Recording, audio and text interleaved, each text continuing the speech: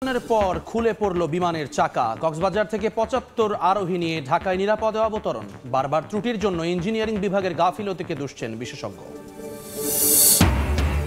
আওয়ামী লীগের কার্যক্রম নিষিদ্ধের সিদ্ধান্ত মানতে পারছে না কুশীলবরা। অভিযোগ এনসিপির, কোনো অজুহাতেই নির্বাচন বিলম্বিত হতে পারে না বলছেন বিএনপি নেতারা।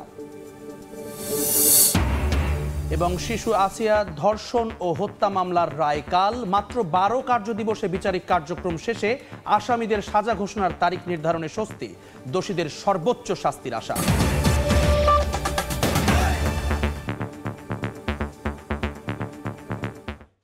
জনপদের সময়ের সঙ্গে আছি আমি জুম্মান সাদিক জ্যাভলিন।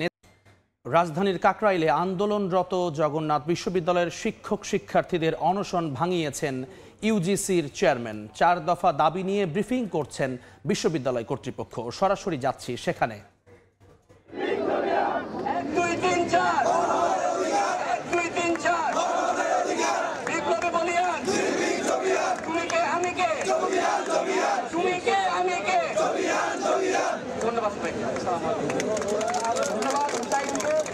হুসাইনের যে অসীম সাহসিকতা এবং আমাদের এই আন্দোলনের যে একটা ভিন্ন মাত্রা রয়েছে, এটা জবিয়ান আজীবন মনে রাখবে এবং জবিয়ান হিসাবে হুসাইন আমাদের মাঝে একজন বীর হিসাবে পরিচিতি লাভ করবে এবং থেকে যাবে বলে আমরা বিশ্বাস করি।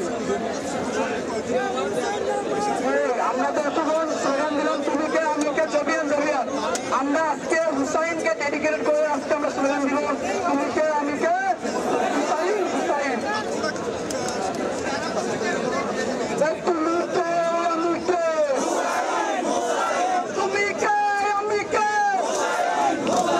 তুমি কে আমি কে হুসাইন হুসাইন তুমি কে আমি কে তুমি কে আমি কে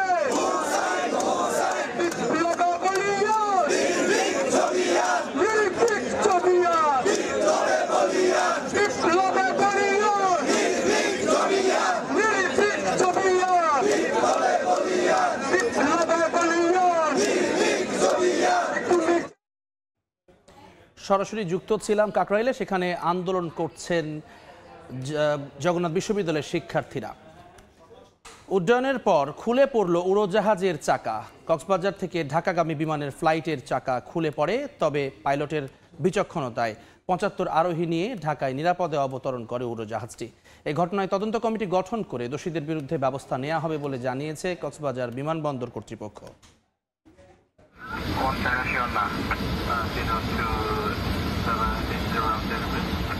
আকাশে ওড়ার পরই বিমান থেকে খুলে পড়ে চাকা। পাইলটের বিচক্ষণতায় কোনো রকম অঘটন ছাড়াই নির্ধারিত গন্তব্যে নিরাপদে অবতরণ করে বিমানটি।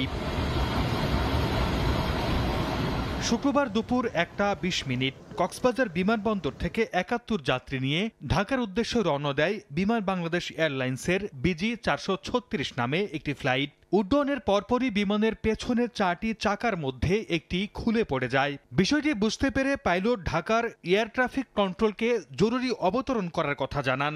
ঘটনা জানাজানি হলে বিমানে থাকা যাত্রীদের মাঝে তৈরি হয় আতঙ্ক। তবে তাদের অভয় দিয়ে শান্ত করার চেষ্টা করেন কেবিন ক্রুর সদস্যরা। পাইলটের পক্ষ থেকে জরুরি অবতরণের বিষয়টি জানার পর বাড়তি সতর্কতায় সাময়িক সময়ের জন্য রানওয়ের কার্যক্রম বন্ধ রাখে হযরত শাহজালাল আন্তর্জাতিক বিমানবন্দর কর্তৃপক্ষ। তৈরি রাখা হয় ফায়ার সার্ভিসের একাধিক টিম। পরে দুপুর ২টা ৩৫ নিরাপদে অবতরণ করে বিমানটি। দীর্ঘ ১ ঘন্টার উৎকণ্ঠা কাটিয়ে নিরাপদে নামতে পেরে যাত্রীদের চোখে মুখে ছিল স্বস্তির ছাপ। এই ঘটনায় তদন্ত কমিটি গঠন করে দোষীদের বিরুদ্ধে ব্যবস্থা নেওয়া হবে বলে জানিয়েছে বিমানবন্দর কর্তৃপক্ষ। ইনভেস্টিগেশন টিম গঠন হয়েছে, তারা ইনভেস্টিগেট করছে। তাছাড়াও আমাদের ইঞ্জিনিয়াররা এয়ারক্রাফটটা হ্যাঙ্গারে নিয়ে গিয়ে এটা পরীক্ষা নিরীক্ষা করছে। মানে এটা একটা মেটাল যে বিয়ারিং ছিল, সেখানকার একটা ফল্টের কারণেই এই চাকাটা খুলে পড়ে গিয়েছে। বাংলাদেশ এয়ারলাইন্সের BG ৪৩৬ নামে এই ফ্লাইটটিতে ৭১ জন যাত্রী ছাড়াও ২ জন পাইলট ও ২ জন কেবিন ক্রু ছিলেন। সর্দার মোহাম্মদ আরিফ, সময় সংবাদ। জনপদের সময় আরো থাকছে। এবার গভীর রাতে ব্রাহ্মণবাড়িয়া সীমান্ত দিয়ে ৭৫০ জনকে পুশিনের চেষ্টা বিএসএফের। বিজিবি ও গ্রামবাসীর প্রতিরোধের মুখে ব্যর্থ, টহল জোরদার। লীগের কার্যক্রম নিষিদ্ধ সহ বেশ কিছু সিদ্ধান্ত মানতে পারছে না কুশীলবরা। বিকেলে যুব সংগঠন যুব শক্তির আত্মপ্রকাশ অনুষ্ঠানে এই অভিযোগ করে এনসিপি নেতারা বলেন, বিদেশি প্রভুদের হস্তক্ষেপ মেনে নেওয়া হবে না। পরে অ্যাডভোকেট তারিকুল ইসলামকে আহ্বায়ক করে 131 সদস্যের কমিটি ঘোষণা করা হয়।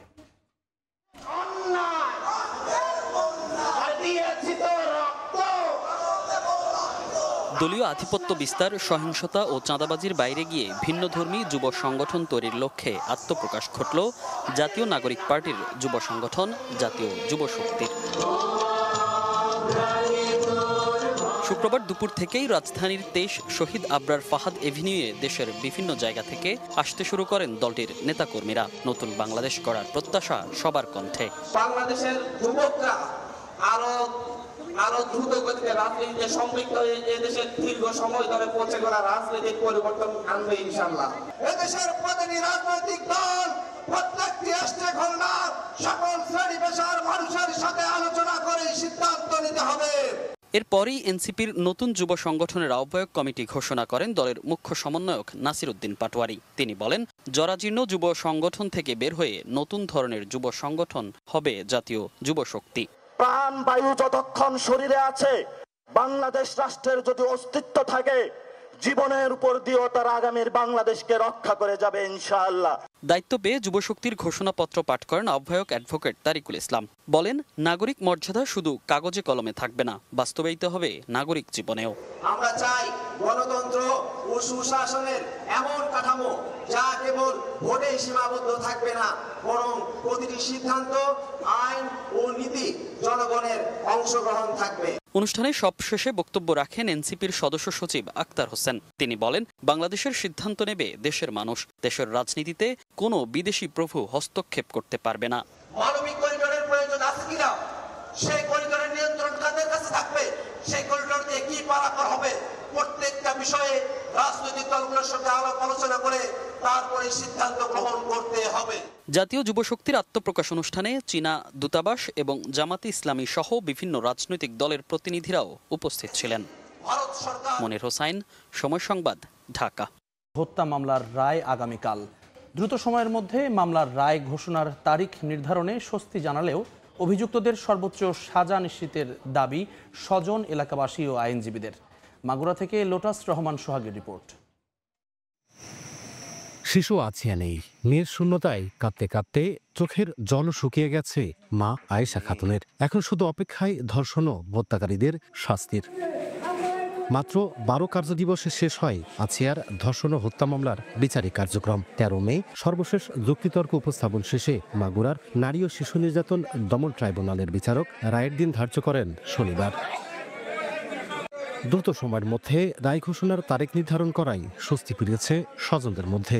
এখন প্রধান অভিযুক্ত হিটু শেখের ফাঁসি সহ তার 2 ছেলে সজীব ও রাতুল এবং হিটুর স্ত্রী জাহিদা বেগমের দৃষ্টান্তমূলক শাস্তির দাবি তাদের। হিটু শেখের সর্বোচ্চ সাজা যেটা হয় ফাঁসি, এটা আমরা দাবি করতেছি। যে অন্যায় করেছে ওর শাস্তি সাজাই হওয়া উচিত। তালি 10 জন আরো 20 গ্রামের মানুষ বা সমাজের লোক ভয় পাবে। চাই তার শাস্তি সাজা ফাঁসি হোক। আমার আসিয়ার যেভাবে ওরা হত্যা করেছে ঠিক সেইভাবে যেন 1 নম্বর আসামি হিটু শেখের ওইভাবে যেন ফাঁসি দেয়, যাতে আর কোনো আসিয়ার মার বুক যেন খালি না হয়, কোনো আসিয়া যেন এইভাবে মৃত্যুর কোলে না ঢলে পড়ে।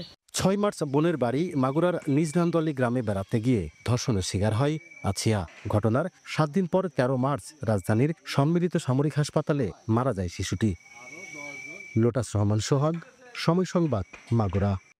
ব্রাহ্মণবাড়িয়ায় সীমান্ত দিয়ে 751 জনকে পুশিনের চেষ্টা ব্যর্থ করে দিল বিজিবি ও স্থানীয়রা জানান, বৃহস্পতিবার গভীর রাতে বিজয়নগরের সিঙ্গারবিল ইউনিয়নের সীমান্ত দিয়ে 751 জনকে পুশিন করতে জড়ো হয় বিএসএফ। বিষয়টি টের পেয়ে সতর্ক অবস্থান নেয় বিজিবি।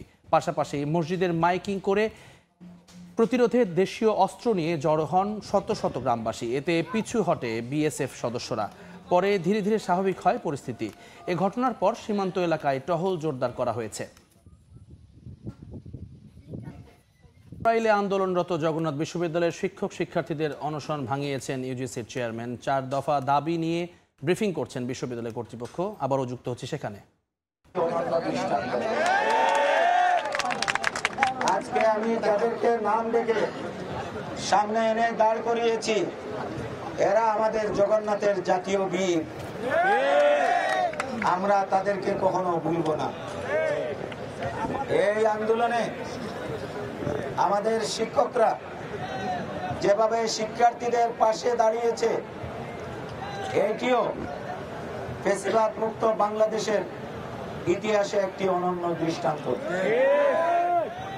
আমার শিক্ষক সমিতির সংগ্রামী সভাপতি, আমার শ্রদ্ধাভাজন শিক্ষক যিনি আমার পাশে দাঁড়িয়ে আছেন,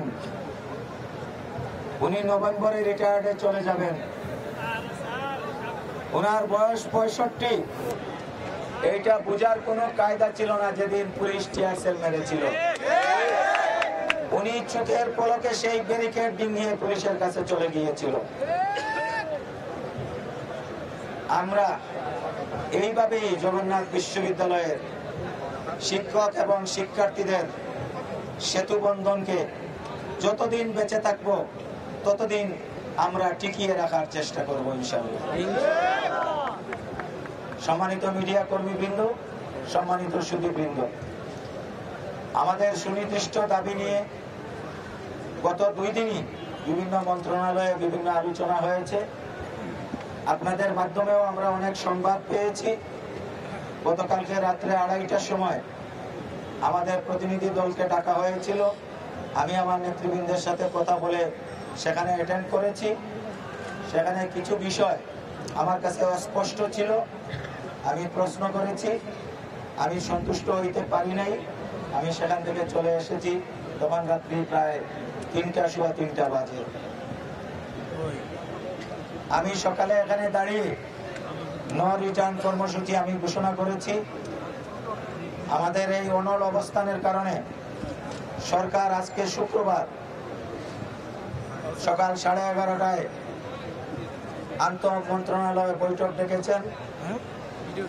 আমাদের প্রধান উপদেষ্টা দিক নির্দেশনা দিয়েছেন। এতক্ষণ দেখছিলেন জনপদের সময়।